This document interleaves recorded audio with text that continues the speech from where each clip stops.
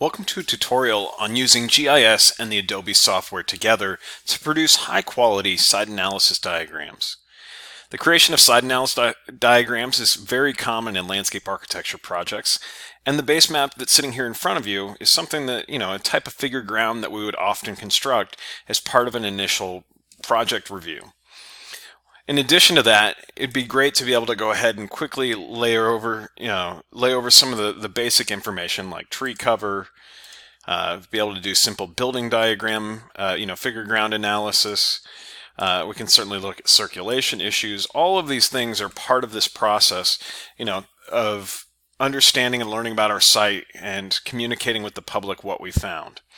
So, how do we begin this process? Right? How do we make ArcGIS work for us? Well, in this case, it all begins in Indiana Map. Now, Indiana Map is a GIS repository for information, geographic information on the state of Indiana.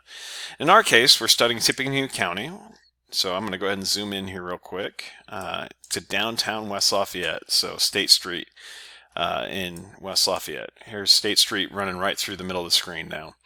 Right, and so this is the study area that we want to go ahead and create this diagram for today to learn how to pull together GIS information into that Adobe environment where it's so easy to create lots of different diagrammatic elements. So what do we need in terms of information? Well, to create a simple basic diagram, there's some information that we'd love to have almost all the time. And so some of those things that pop up is we need a streets layer. You can read through the different streets layers that are here.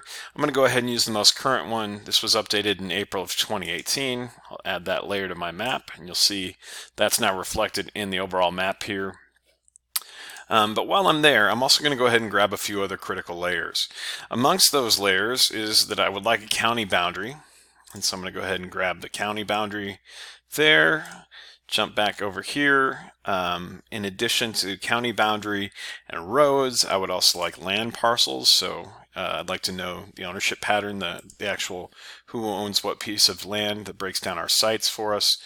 And while I'm here, there's one other piece of information that'd be really useful, and that's buildings. And so a couple of years ago, Microsoft came out with an algorithm-based remote sensing analysis of aerial photographs.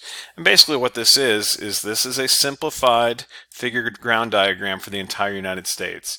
And I say simplified because the data is not perfect, right? It's not like somebody sat down and went through and mapped out every building footprint, or that a surveyor was involved in any way.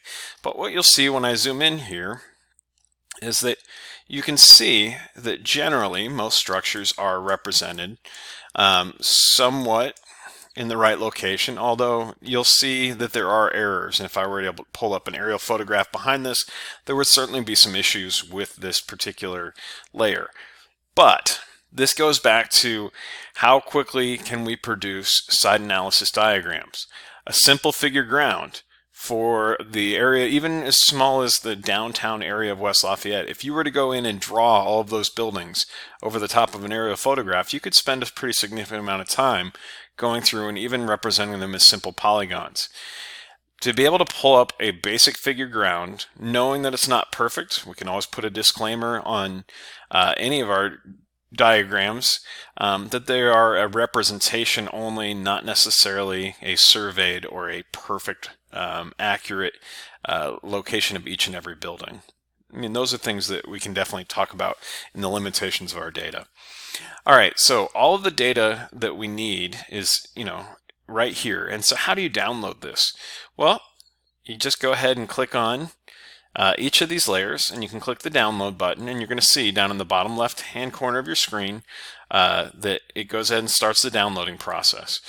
Once you've done this, you can go ahead and click on it. So if I open this up, it's going to go to my download folder. You're going to see that there is a zipped file. Now remember, go ahead and save this somewhere where you're actually going to use it. And so I usually go ahead and copy this out into another folder. And so you can create a folder for this particular exercise, copy all 4 of these layers in there, and then don't forget you need to go through and extract all on each of those zip files. All right, we're going to go ahead and stop there and start up again in the next video with how do we begin the processing in the ArcMap in the Esri GIS environment.